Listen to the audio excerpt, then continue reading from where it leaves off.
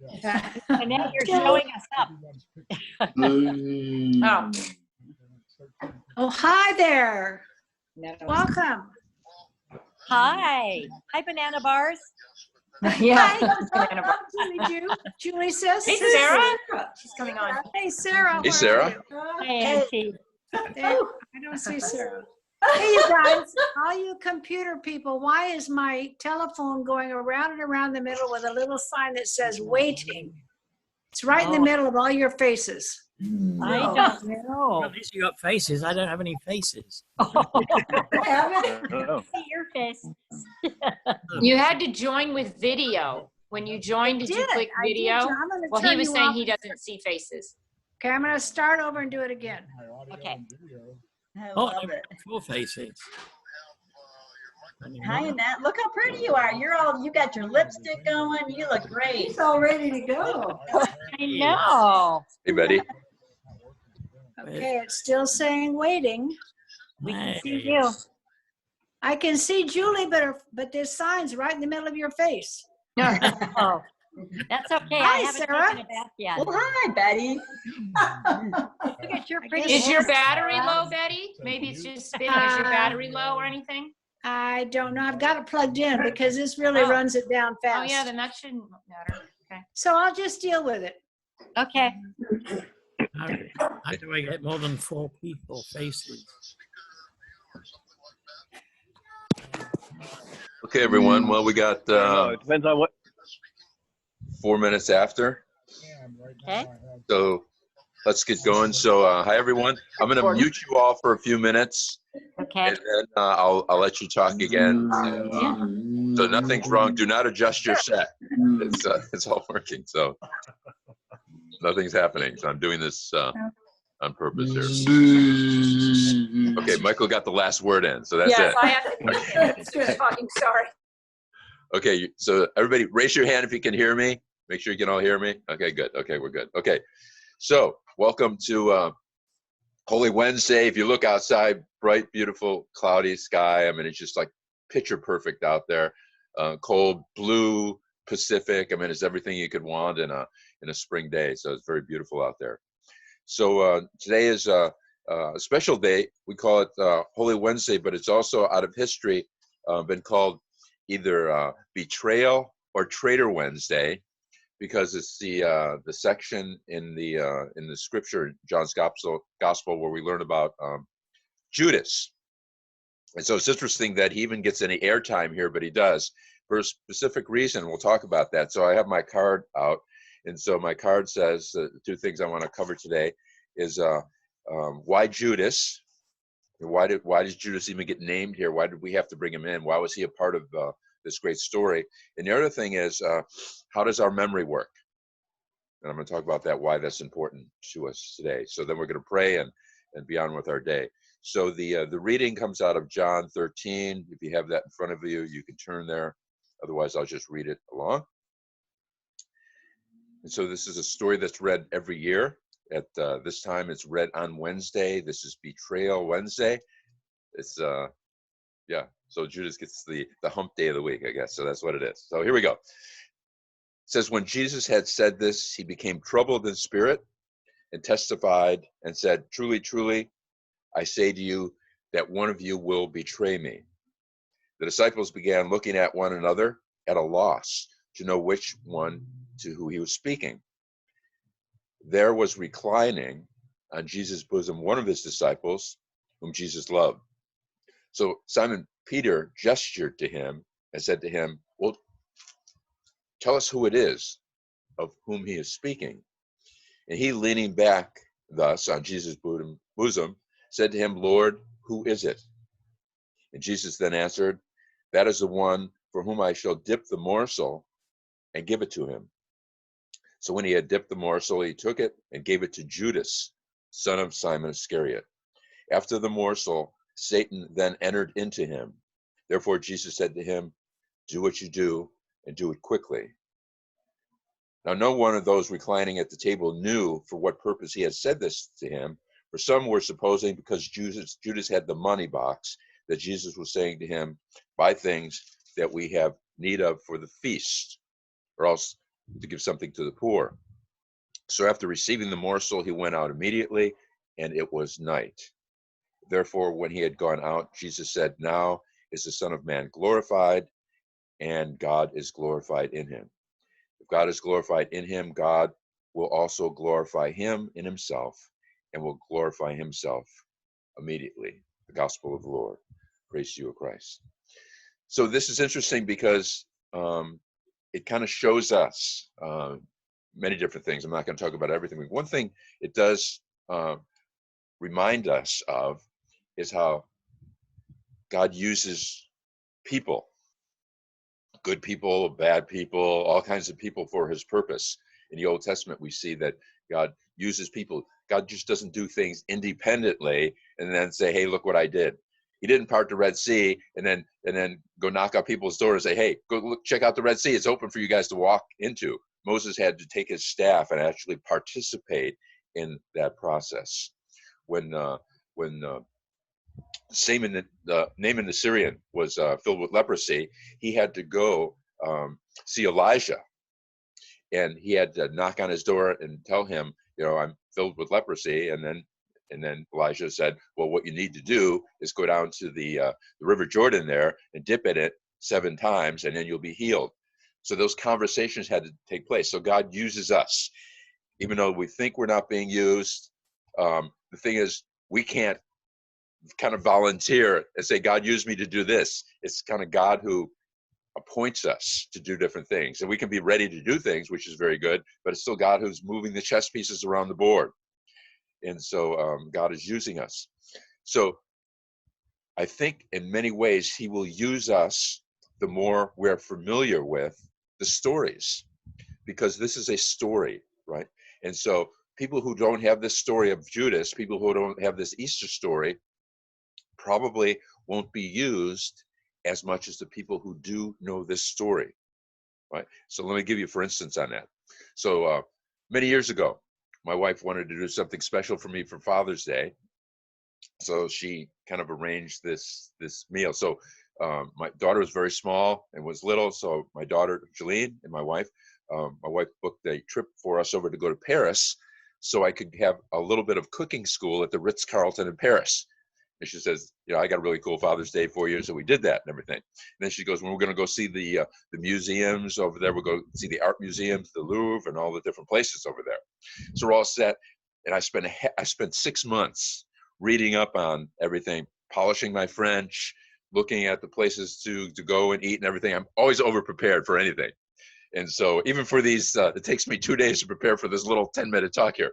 So I'm over-prepared. It's just my nature of doing things. So we get over there, and as can be expected, all the museums are on strike in Paris. So everything we paid for, everything we planned to do went down the drain. So there's nothing to do. So we're here like, okay, now we're here, and all the things we planned to do, we're not going to do. So now we're kind of fumbling around what we're going to do. And so then I'm going through the guidebooks and everything. And so one thing I did want to do, but I didn't think we'd have time for, was eat at this one particular restaurant. It's not the most expensive restaurant in Paris, but it's the hardest one to get into. And it's called Televan. And I think Bob and Judy Gordon ate there. They're the only ones that I know who made it in there. Why? Because they don't let Americans eat there. Because Americans are what? Too noisy.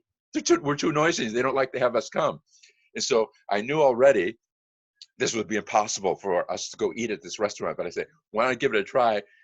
Because there's nothing to do. We're kind of like, we weren't stuck inside, but almost that way. And so I went down to the concierge down in the hotel downstairs, and I practiced my French and everything. And I took my daughter down there, little Jolene, all dressed up and everything. French love children. They love children and ponies are the 2 things they love. And so I went down there and I was explaining, and I says, we're here. All our reservations have been canceled, and my daughter has a cold right now, and I don't want to take her outside just looking for a restaurant, but I know it's impossible to do, and I apologize for even asking. But if you could get us reservations at Televan, we'd be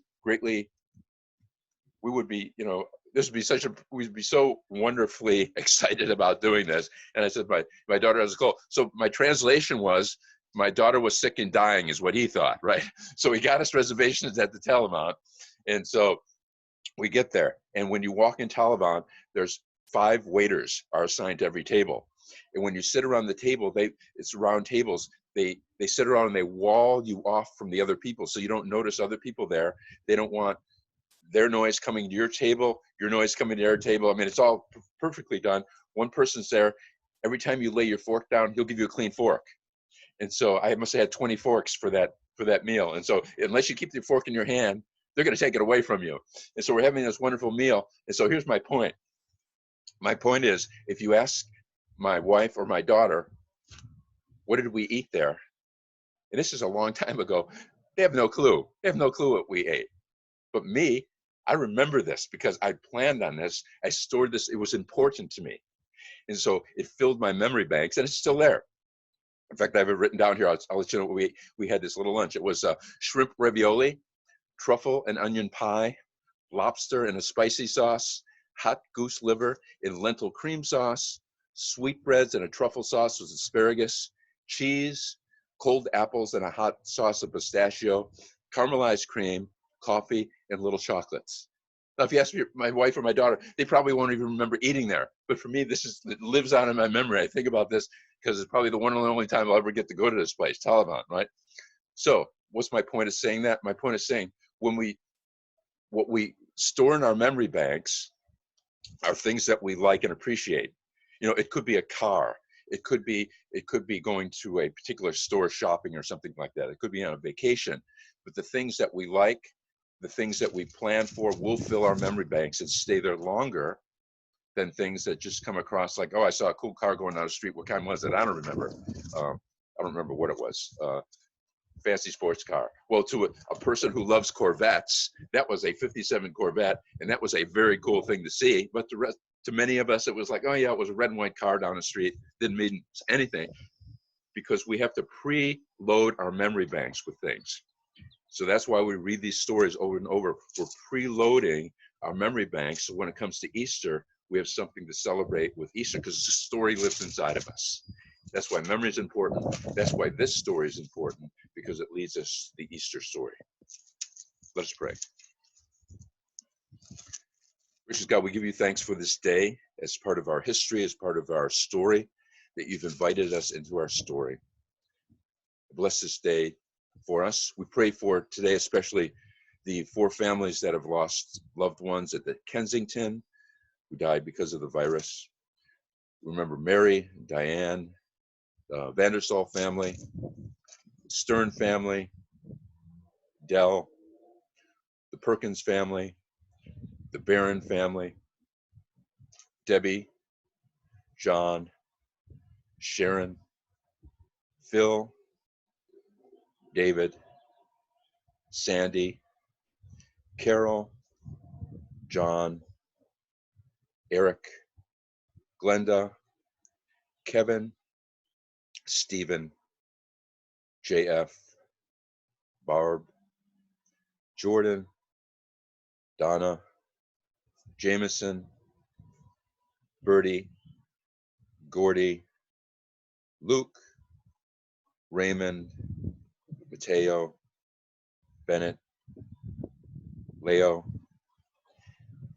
for Chris and Joey and Andrew and Nick and all those serving in our military, for all our college students and all our students, for all our teachers, for our principals, for all the caregivers, the police, the first responders, for those who work in grocery stores and those who try to keep normal for us, our daily events. So join with me and let us say together on this Holy Wednesday, the Lord's Prayer.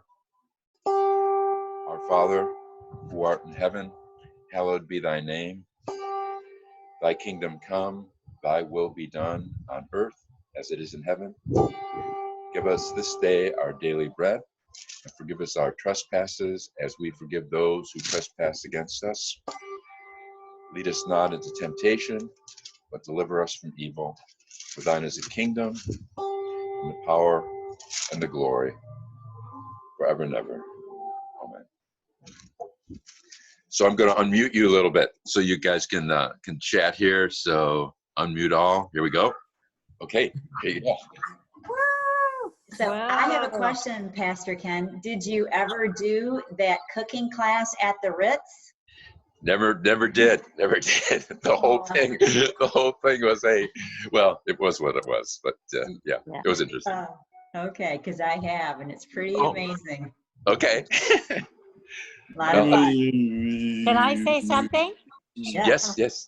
I just shared on Facebook a wonderful 29-minute video, and it's a spiritual journey through Jerusalem for Holy Week of Jesus's last days.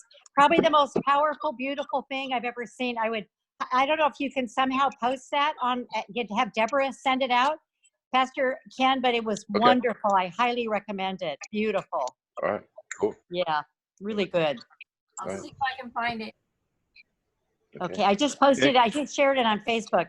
My sister sent it to me, and I was just enthralled. For the 29 minutes seemed like about 30 seconds to me, and when it was finished, I was just feeling so good. Speak about a good memory, a good feeling, you know?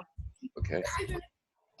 Pastor, I don't know I know you're doing live stream Holy Thursday and stuff, but on my sister's church, they're kind of going to try virtual communion. I don't know what you're for Easter. Now, granted, even if it's taped, that they're making sure that everybody at home has actual bread, no substituting, and wine.